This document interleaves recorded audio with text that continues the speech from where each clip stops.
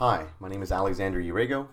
I know most of you don't know who I am or what the purpose of this video is, but it's to shed some light on something that parts of it are being fought against, but I think the bigger picture needs to be explained more, perhaps to make more progress. What I'm talking about is a battle that took the life of my little sister, Andrea. I'm sure she's pretty pissed that I'm making this video and putting her on the spot, but you can't stop me. So this whole battle is being fought individually against denial, anger, bargaining, depression, and acceptance. Man. I mean, yeah, they're basically the 5 stages of grief, and that's what I'm trying to get at.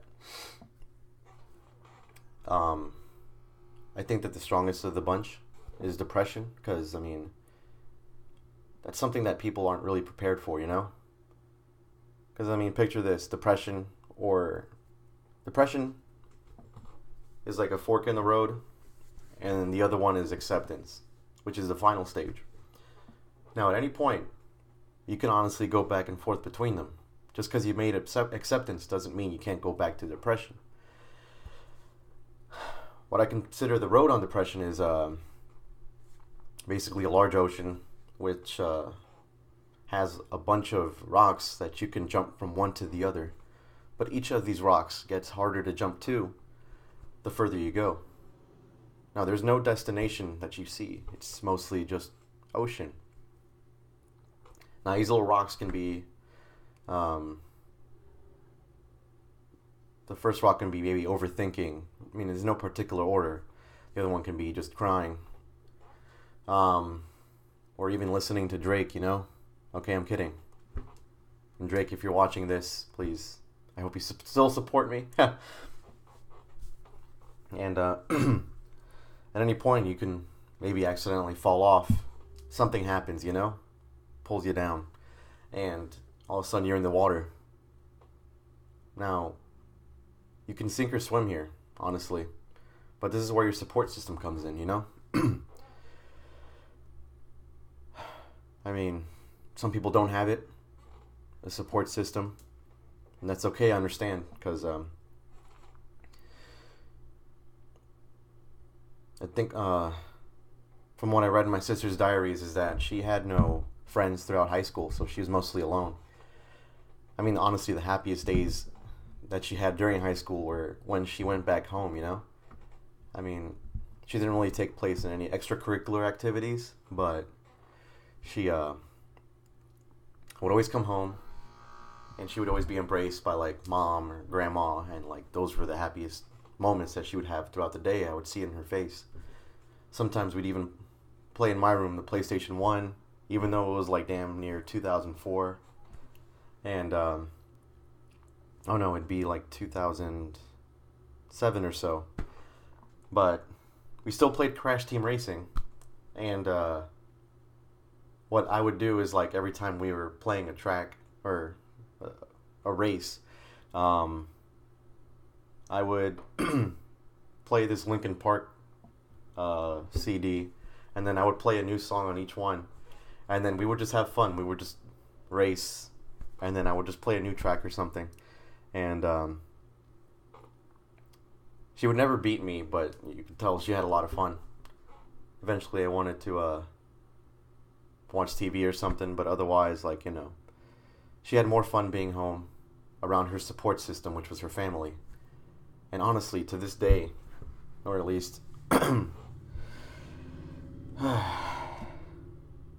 yeah, at least until her last day, she always had the support system, and she mentioned that in her diary as well. She knew that she had the support, and she apologized to everybody that she hurt or left behind, and man, she just couldn't take it. What happened to her was, I forgot to ask the right to use his name, but basically she lost someone that she cared about deeply to the same battle. I don't know about much about him, but like he according to her diaries, was a really good guy, and like I really appreciated him. According to her, she was the last person he saw, and there were things that she beat herself up about. Um, you know, the 5 stages of grief. I think she was mostly stuck on denial for the first couple weeks. Or no, I think it was like the first week, because it was April Fool's Day when she found the news, honestly. And she called me crying. I missed the first call, but like when I answered, she was at work. They worked together. And yeah, it really beat her up a lot, And then she was angry for the most part, which was the next step. And honestly, to most people, it's just regular rage, but maybe I could had better help describe what grief could be, because it's mourning. And I don't mean like the day, I mean like when you lose something, because the definition of mourning is like sorrow of losing a loved one. And there's another definition that I think hits it right on the money, which is like sadness for the loss or disappearance of something, because people don't consider the things that are immaterial, which is like damn, lost my train of thought, sorry. Happiness. You can't see happiness. The most you could see for it is a smile on somebody, laughter. But when that goes away, people mourn the loss of their happiness. And it's hard to get it back sometimes, because that you can get back. The loss of a loved one, obviously you can't. It's your ex-wife, you know what I'm saying? Damn it, I gotta say the ex-wife joke. Yeah. You could definitely see the light leave people when they lose that happiness, and they start to cope with certain things, like even going back to those rogs, like drugs can be something, and even though some of them are healthy, it's like alcohol, I think that's probably the most disastrous one of all of them. Easily available. Hell, you could walk in front of a cop with it. Unless you use a little too much, you know what I'm saying? But anyway, she was just grieving over this kid, and I can't say his name. I forgot to ask for the right. Be disrespectful too. But both of them took their lives, and it's something that I'm trying to avoid with this, because some people don't have support systems. Or like my sister, she spent all of high school alone, no friends. She was really shy, mostly. So it was to say there aren't kids around doing the same thing, dealing with it. I mean, pretty sure there are still bullies around, All these things, are just parts of life, and it's just what make it difficult. Look at what's going on in freaking Venezuela, Middle East, even school shootings. Like, I'm over here in the United States, and all I can do is just hear about these things. And sure, I can maybe vote for tougher gun control, whatever it may be, but like, I think what I'd like to do is what everyone would like to do as well, that we can't, is just be there in every situation and prevent them from happening. But I think that at least maybe I can make a few steps with this. Maybe I can save a few lives. Maybe I can save someone's sister from being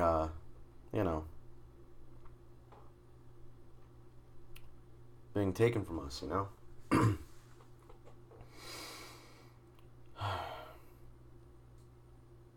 I mean, if you're not a friend of your family or friends, you don't have to, for your support system, tell them everything that's going on, because then that's where parts of depression can be you feeling like a burden. You can always go to, you know, I'm not that crazy religious, but I mean, if I'm going to believe that my sister's in heaven, I guess I gotta believe a bit, you know? But you can also go to the church, you know, confession booth, just talking to someone there. I mean, they're not therapists, priests, nuns. They're as human as the rest of us. They could be going through something as well. But the little that, you know, you can get out of yourself, you know, that's bothering you, helps. I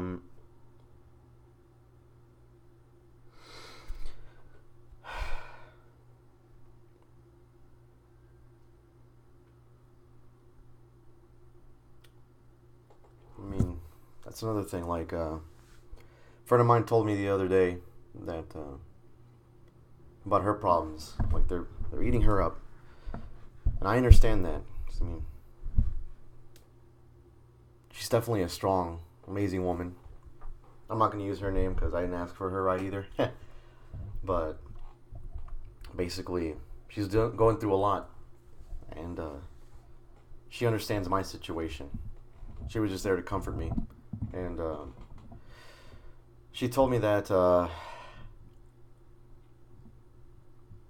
compared to what I'm going through, it's not as big of a deal, and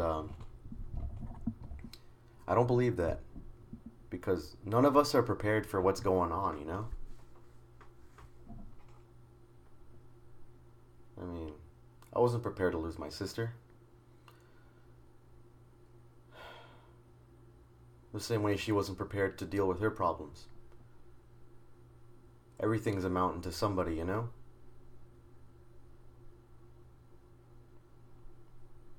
I'm not saying that the next time I deal with this, I'll be numb for it, but I'll understand. There's some people that won't be able to, but it doesn't mean that I have to, like, say that, oh, you'll never understand. The best I can do is say it's okay and thank you, because I'm not dealing with what she's going through, so the best I can do is just, you know, tell her that I'll be here no matter what. And she's doing the same for me. But that's what we're all here for, you know? I want us to get all through this together, and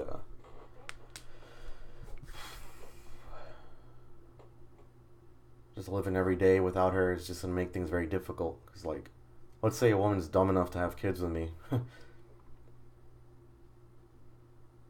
I love my family.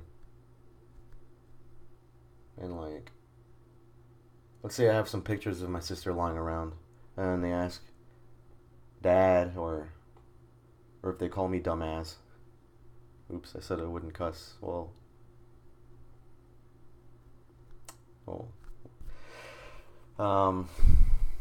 maybe having to explain who she is, who she was.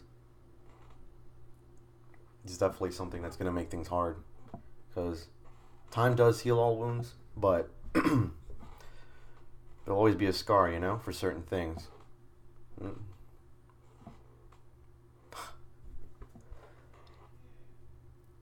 mean, I forgot the statistic. I think it was like 100 suicides or over 100 suicides happen every day. Some of them you hear over the news. And you can even read their names and then learn about their lives, who this person was, but you don't know them. Now, I know 3 people who took their own lives. One, you know, is my sister. The other 2 I can't name. But it's just kind of crazy, like, statistics being a number. You see that number 100 or over 100 of people who take their lives, and yet I have, on 3 separate days, 3 different faces, 3...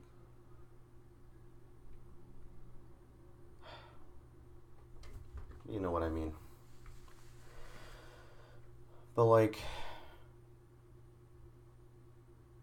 even though this video is a little hard for me to make, my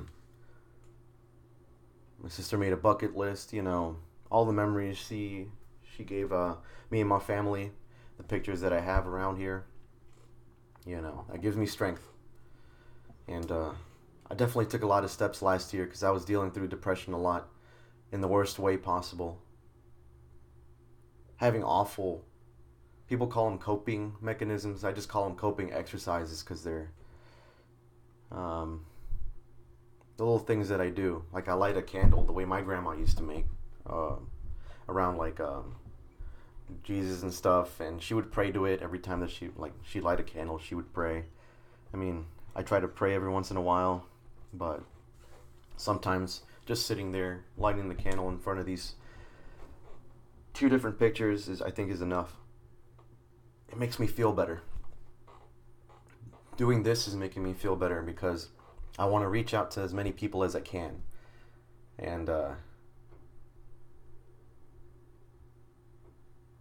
may not be professionally trained and I'm an idiot, but what I want to do with this is just give people an opportunity. If they don't have a support system, if they want to speak to somebody who understands, then I'll be here. And it could be a video chat, phone call, it could be text. I mean, as days go by, I'll try to find ways to put myself out there so that I can be available for people.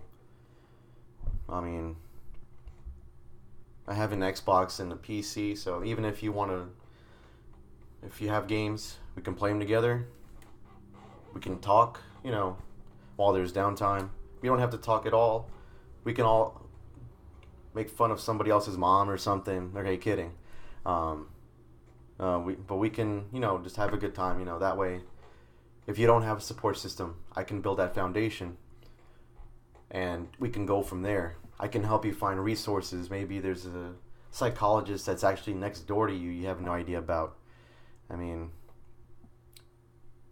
I feel like these little things will just help everybody out because, I mean, things that are going on overseas, you know, I may not be able to do anything about it, but even if you speak like another language, it could be French. Like, honestly, I don't even know any of that, but I'll just use like Google Translate or something and we can just text, you know. But I definitely want to put myself out there for everybody. I mean,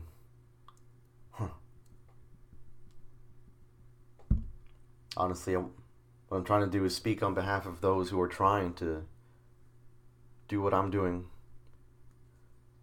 Because I thought that I made a lot of progress talking to my sister, but she had taken her life 2 days later, and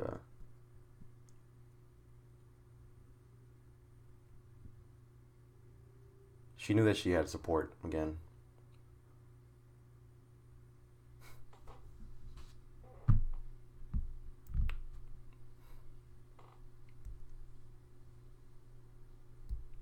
But either way, we'll be there for each other, you know? Little by little.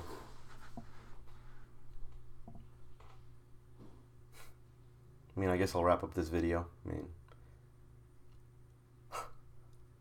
she and I used to talk about Crash Course World History. Freaking nerds. We already graduated. And honestly, my favorite part of the videos was the end where John Green would say, as they say in my hometown, don't forget to be awesome. But alright, I mean, but I'd like to thank everyone who supported me and my family and who made this video possible, you know, encouraged me, you know. Thanks.